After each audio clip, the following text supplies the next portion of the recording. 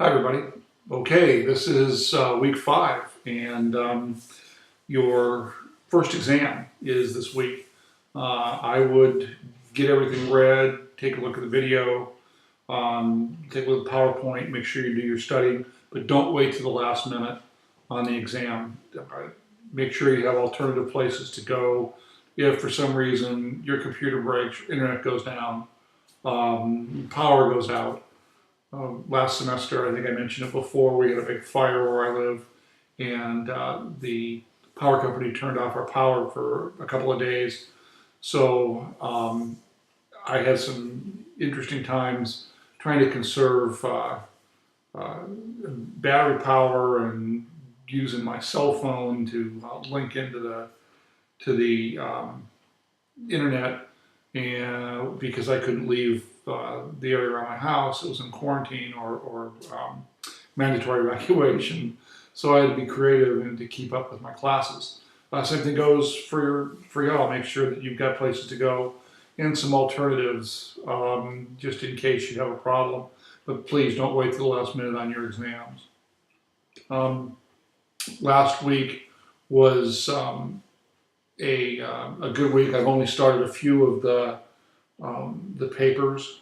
I'm getting a lot more strict on grammar and readability. To get an A in this paper, you really have to wow me. C is going to be an average paper. So if you get a C, understand that you're right with your classmates, but you didn't excel. I also want you to start to think more about what we're discussing in a particular paper. This last week you had the opportunity to just recite what was in the PowerPoint and think, "Oh, I wrote a pretty good paper." Well, if you did that, you wrote a paper and I did a pretty good PowerPoint. And okay, that sounds kind of crummy, so I apologize for that. But hopefully you can see that now you have to start to think a little bit and apply what you're learning to the real world. As we talked about the different eras of policing, there's some discussion when you get to the community era as to whether or not it is achieving a goal, and that goal being image management. As the Barlows suggest. Are the Barlows making a good point? Yeah, they very well might be.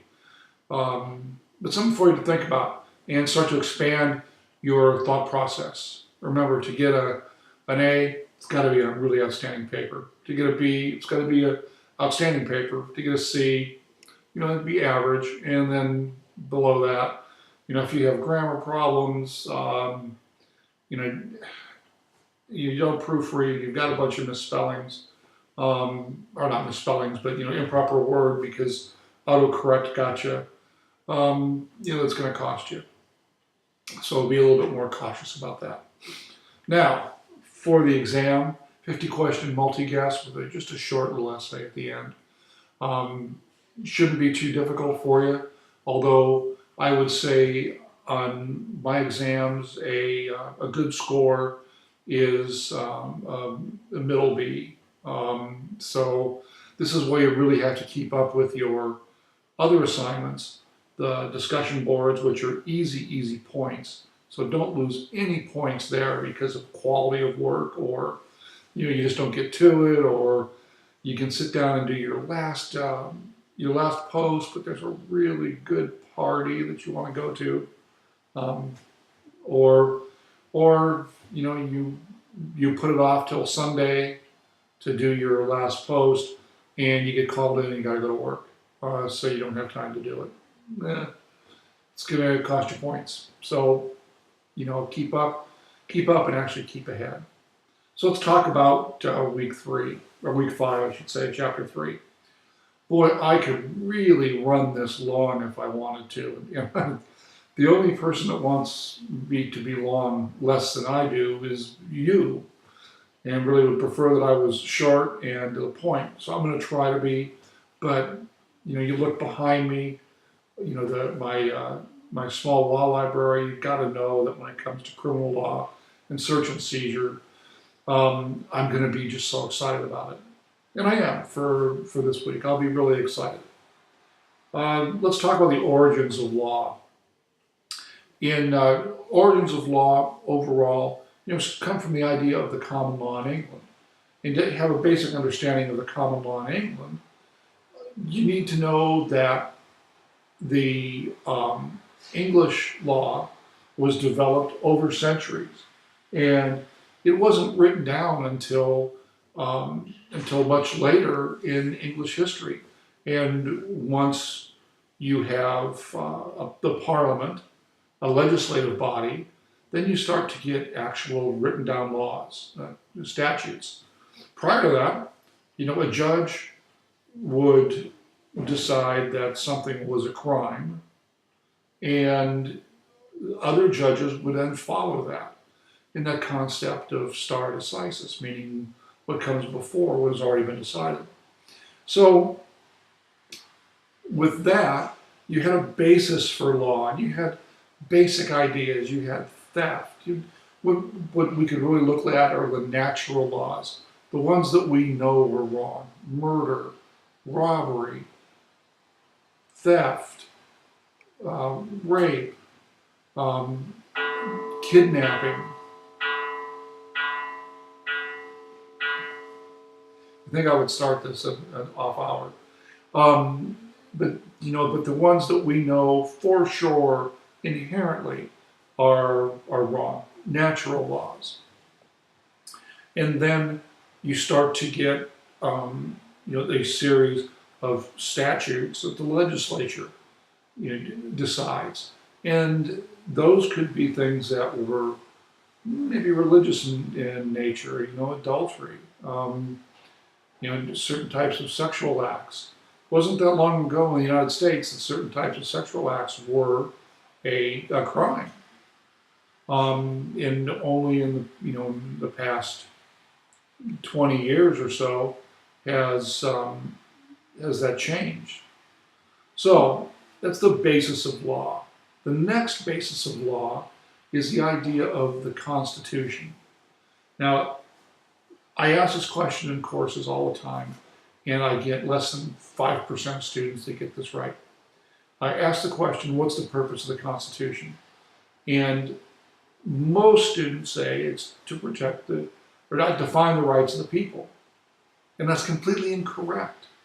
What the Constitution is about is to define not the rights of, but the powers of the federal government, what the federal government can do. The first three articles talk about a different branch of government, whether it's Congress, the legislative branch, the executive branch, the presidency, or the judicial branch. And the Constitution lays out powers for each. Congress cannot establish an act that would affect the whole country that they don't have the power to do in the Constitution. So let's say Congress wants to establish an act that says that no person can drive a motor vehicle upon a highway with a blood alcohol content of greater than 0.08. Well, it's funny, if you go to the states, all states but I think 2 have a 0.08 standard for their blood alcohol content when driving a car. How does that happen? Congress has the power to spend. So what Congress did was they said, okay, we can't tell the states what to do. We don't have a power in the Constitution that tells us we can establish a blood alcohol criteria for driving, but we can spend. So if a state does not have a blood alcohol content that's in line with our issue or our desire, then we're going to suspend their monies, their freeway or their highway monies. And that's how Congress gets the states to enact legislation which is along the lines of their thoughts. So you have the Constitution. The Constitution then had 10 amendments, which have now grown to 27 minus 1, to 27 amendments. The first 10 of which were attached to the Constitution and were ratified by the states. The first 10 amendments talk about those things that we consider to be rights of the people, whether it's the freedom of speech, which is a pretty interesting discussion nowadays with how speech is being limited by groups that don't think that speech meets criteria to be free. Really, really interesting discussion with that. You have the Second Amendment. Oh my goodness, this week, the Second Amendment is now under pressure from different groups. And then we move through Fourth, Fifth, and Sixth Amendments. Those are the rights, considered rights of the accused. We'll talk about Fourth, Fifth, and Sixth Amendment in a couple of weeks. And then the balance of the amendments up to the 10th Amendment, which says, the balance of the Bill of Rights, up to the 10th Amendment, which says that if it isn't in the Constitution, that all that power is then left to the states. The states can regulate their roadways. The states can regulate commerce within their state. So a lot of leeway is given to the states, and the interesting part is the federal government creeps more and more into state business through their spending and taxation issues. And another one that you see is used as an excuse to affect the state is the Commerce Clause, which says that only the federal government can regulate interstate commerce. And that was the way that the initial healthcare law, the Affordable Health Care Act, was justified. Kind of interesting thing. It said that if somebody who is a waiter in a restaurant in New York is ill and can't go to work, then that affects the stream of commerce because the restaurant can't provide the service to as many customers. They don't need as much supplies. It affects the whole stream of commerce in various ways. So that person in New York now that is ill now affects you here in California. Hopefully you can see that that was a huge stretch. And the United States Supreme Court agreed and said, no, the Affordable Health Care Act is merely a tax. And Congress has the right to tax. Because if Congress could reach that far, then Congress could affect every state, every law in the country. Not something that was envisioned in the Federalist system. The next origin of law is going to be the criminal code. You have a bunch of different, it seems like everybody's getting into the criminal law business. But you have the U.S. Code, and that's a book of statutes that talk about violations of federal law. Each state has their own criminal statutes. California, it's generally the penal code, although as in other states, health and safety code has some criminal implications. Business and professions code has criminal implications. I believe highways and waterways has some implications. So a lot of stuff, there. And then you have cities or county governments, and then as low as cities that have their own ordinances that are criminal law, criminally codified. So as we talk about the law and the first thing that I want to make sure that is clear, and some people don't understand this, is you have a federal constitution. We talked about that. But each state has its own constitution, and that tells the state government its powers, what powers it has. Most states have a section which is similar in content to the Bill of Rights. But if you look at the state law or the state constitution, since you've been voting, you've always had propositions on a ballot to vote for. You've had everything from, the Safe Streets and Schools Act, Prop 47, which was kind of hilariously named, but that was one that was you were involved with and voting for or against, and of course the recent marijuana issues. Those are just a couple of examples.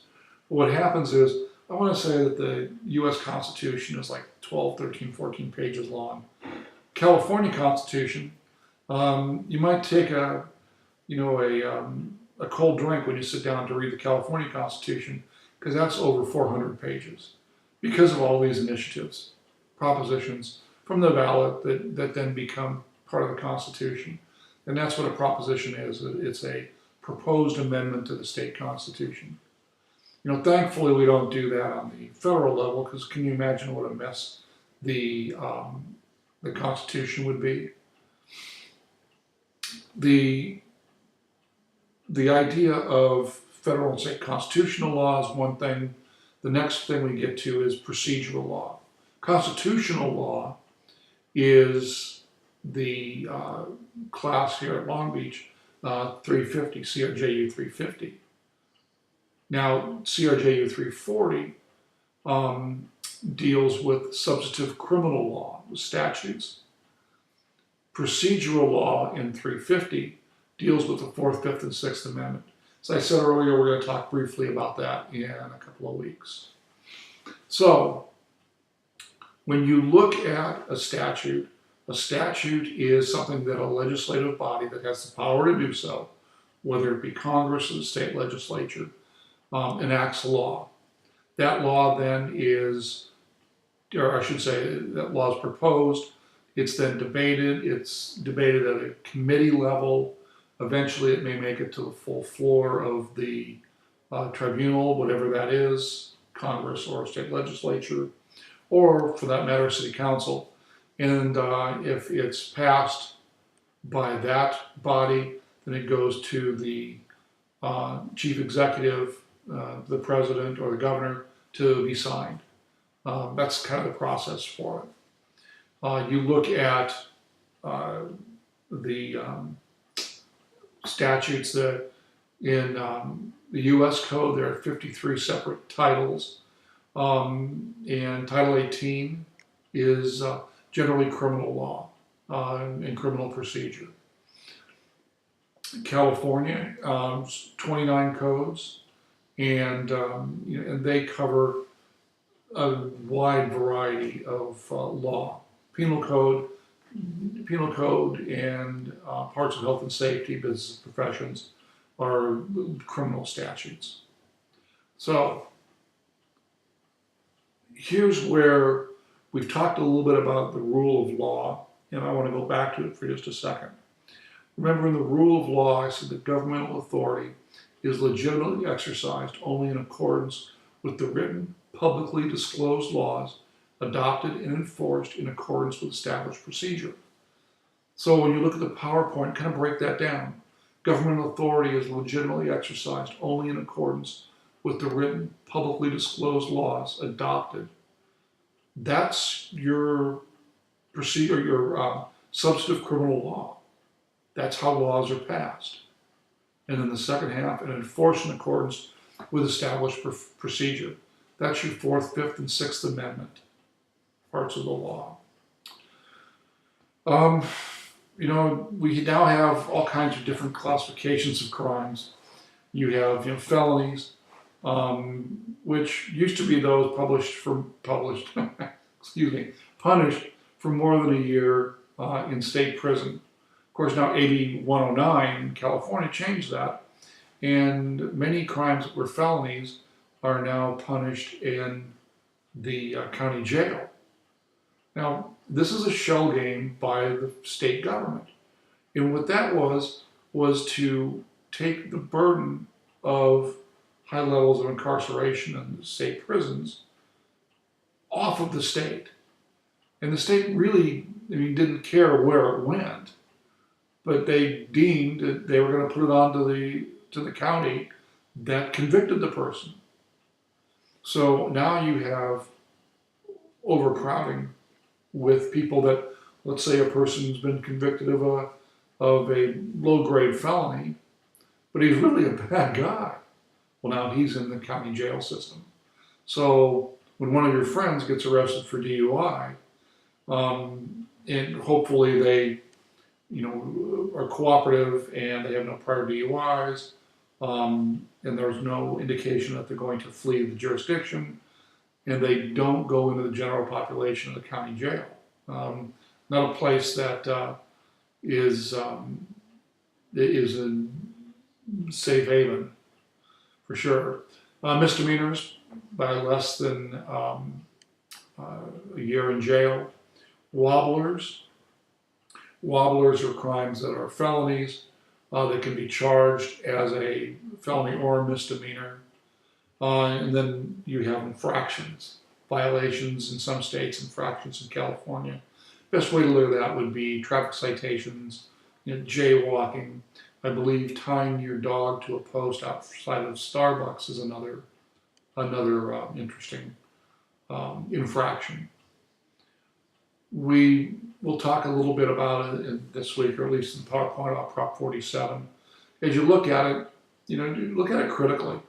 It had very little resistance and was strongly funded by the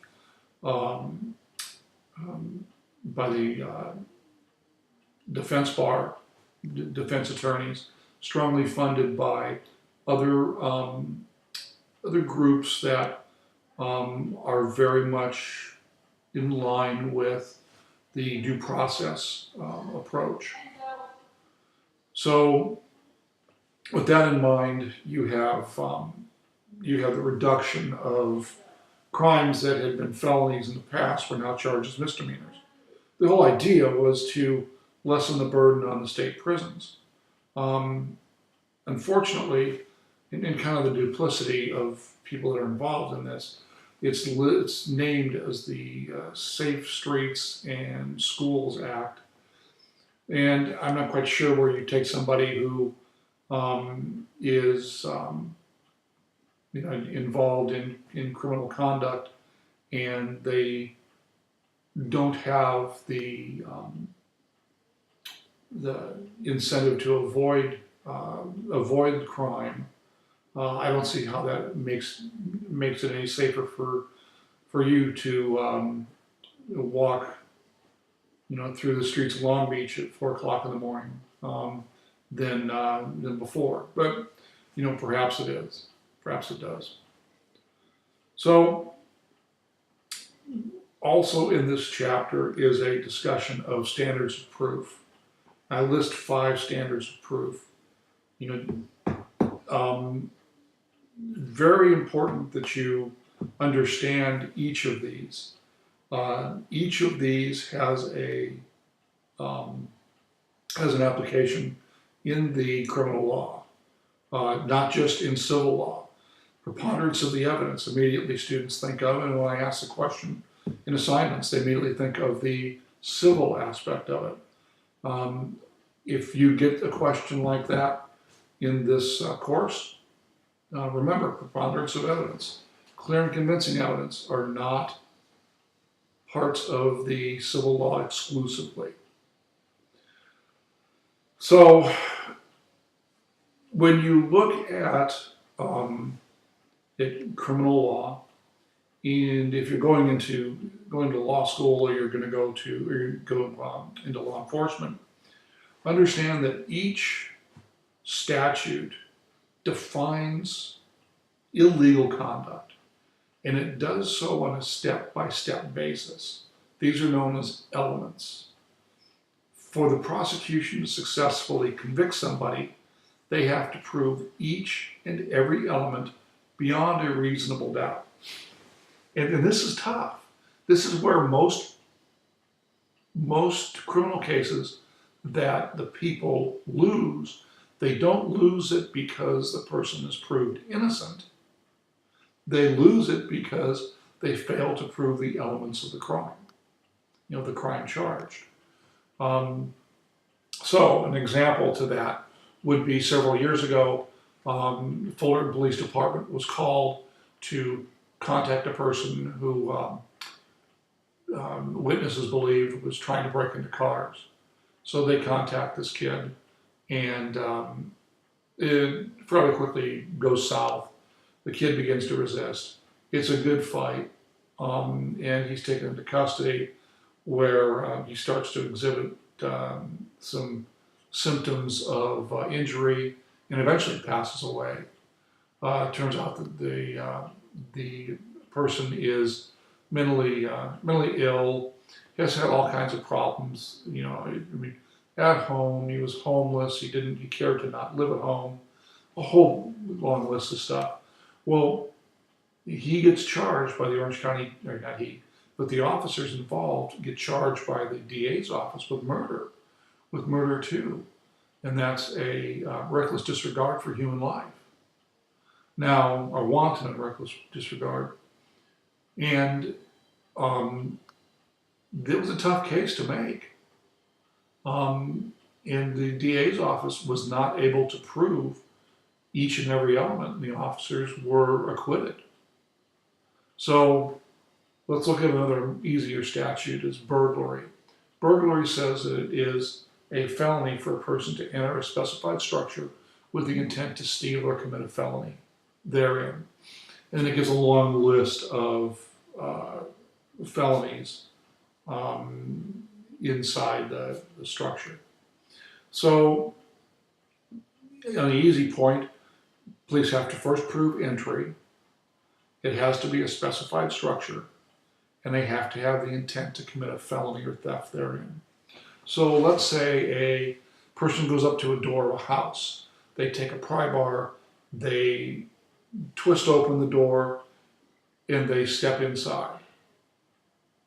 The alarm on the inside of the house goes off and they run away.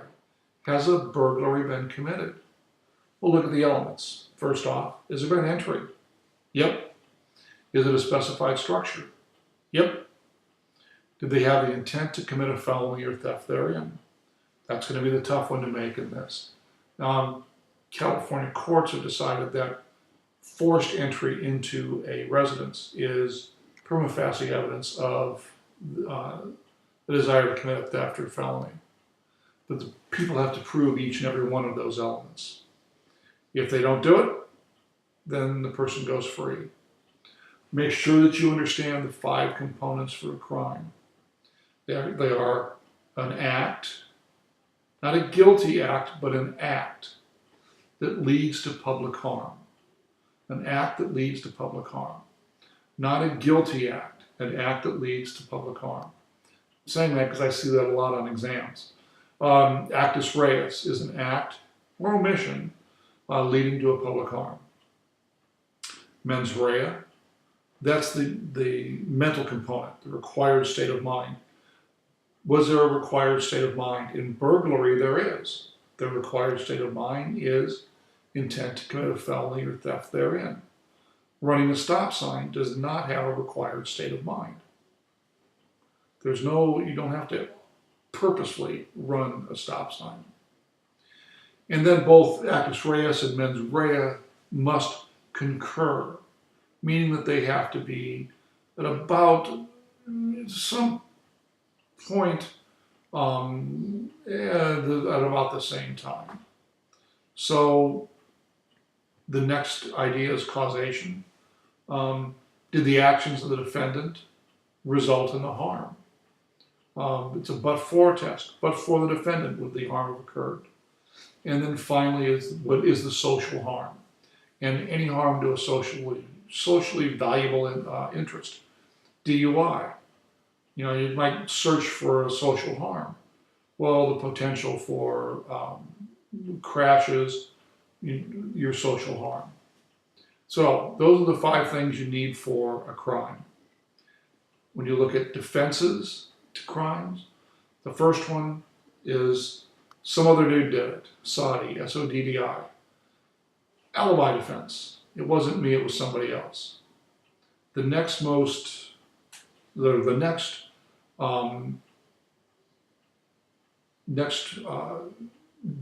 biggest defense, for lack of a better term, is failure to prove. Did the police prove each and every element, or the DA prove each and every element of the crime? If they don't, the person is entitled to an acquittal. You have excuses. I did it, but I should be excused from liability. Insanity. Rarely used, and is even more rarely successful. You'll read more about that. Duress. Somebody forced me to do that. The next set are justifications. I did it, but my actions were justified. Using force in self-defense, or defense of others, or one that you don't see often, but it's necessity. A person breaks into a house to gain shelter because of a raging snowstorm outside. Impossibility. The crime was impossible to commit. So you see this a lot with firearms related. So for those going to law enforcement, this will explain to you why you can point a gun at somebody, even say you're going to kill them, but it's not assault with a deadly weapon if the gun isn't loaded. That's because it's impossible. Now, if you're close enough, you could say they're going to whip them with the gun or beat them up or something. But in California, you cannot charge 245A1, assault with a deadly or dangerous weapon with a firearm, unless the gun's loaded. If the gun's not loaded, then it's brandishing, 417A of the California Penal Code.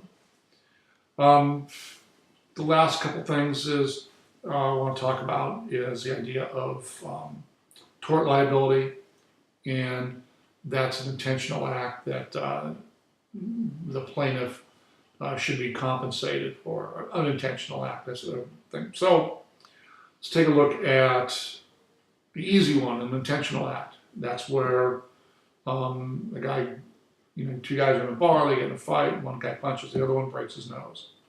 Well, he has tort liability, criminal liability for assault, and then he can also be sued successfully for the damages for his bills. Another tort would be negligence, and negligence is when the defendant owes a duty of care to someone, breaches that duty, which results in harm. And then the result for that is restitution. Easiest way to think about it is car crash. Person driving down the street owes everybody on the street a duty of care of driving safely. If they breach that duty and crash, damage property, hurt somebody, then they have liability. When you look at suing, especially government actors, you have some state remedies. So the police arrest somebody and put handcuffs on too tightly, and it affects their circulation, and they have nerve damage. Well, the police were negligent. They owed that guy a duty of care, and depending upon the circumstances, we'll say it was he gave up directly. There was no confrontation. There was no resistance, and the police just put the handcuffs on too tight, and there may be liability. So that could be paid under a state claim. You can also pursue a violation of civil rights on the federal side under 18 U.S.C. 1983. I'm sorry, 42 U.S.C. 1983. Title 42, United States Code, Section 1983. see a ton of these claims. If you go to Find Law and you sign up for emails with cases on it, you'll see 1983 claims come through all the time. And this says that the government deprives someone of a civil right. So what happens is, or the advantage to that is that a plaintiff can also obtain reasonable attorney's fees. If you sue under state law for tort damage, for negligence, then that is an award where the attorney can only take a certain percentage for attorney's fees. In 1983 claims, it doesn't matter what the award is, as long as the attorney can prove reasonable attorney's fees. If the plaintiff prevails, then they can obtain an award. So from the defendant. We'll talk about vicarious liability. Easiest way to think of that is there's an employer-employee relationship and a tort or negligence occurs, the employer can be on the hook for damages, to cover the damages. So if a UPS driver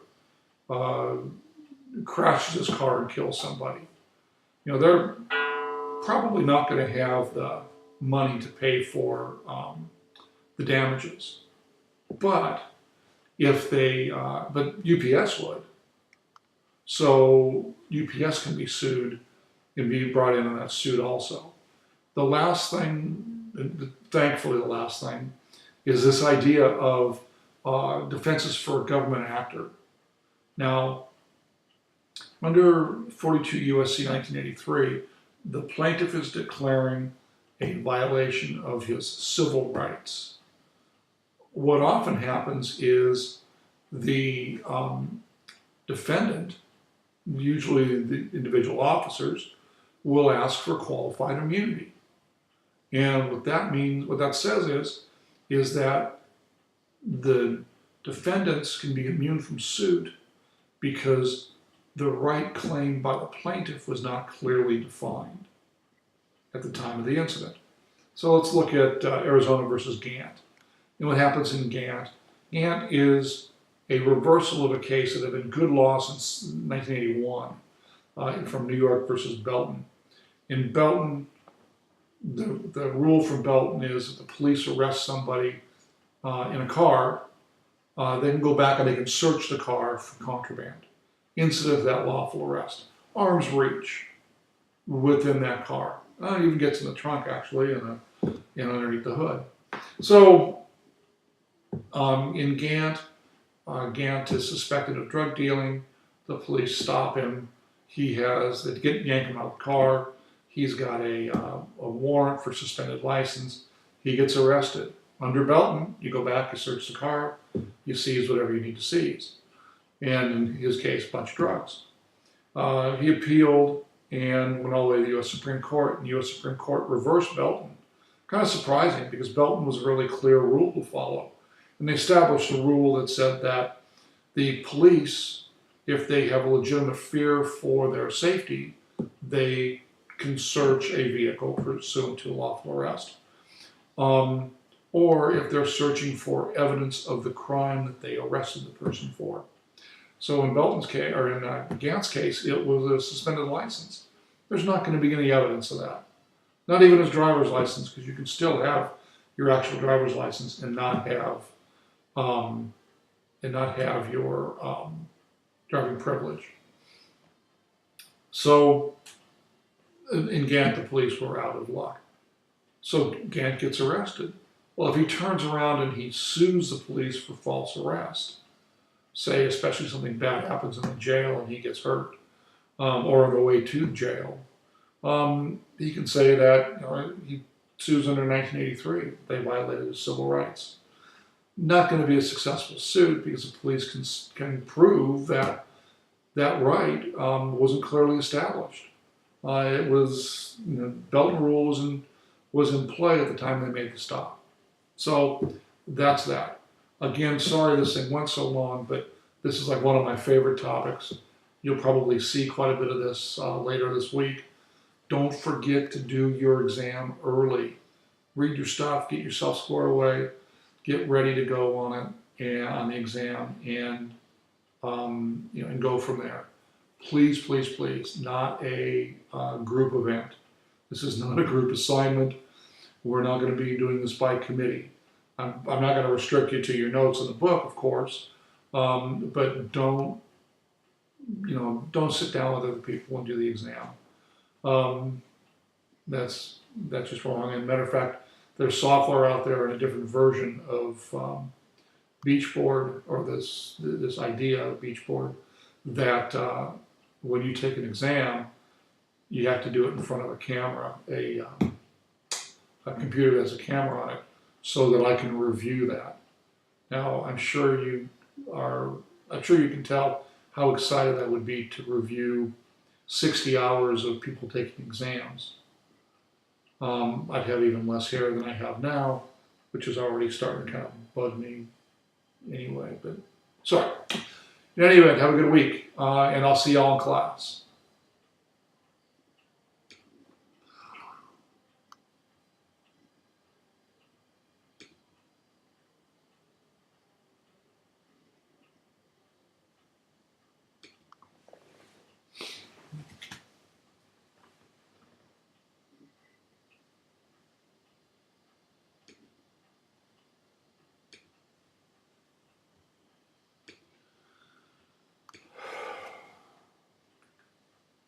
What we should do is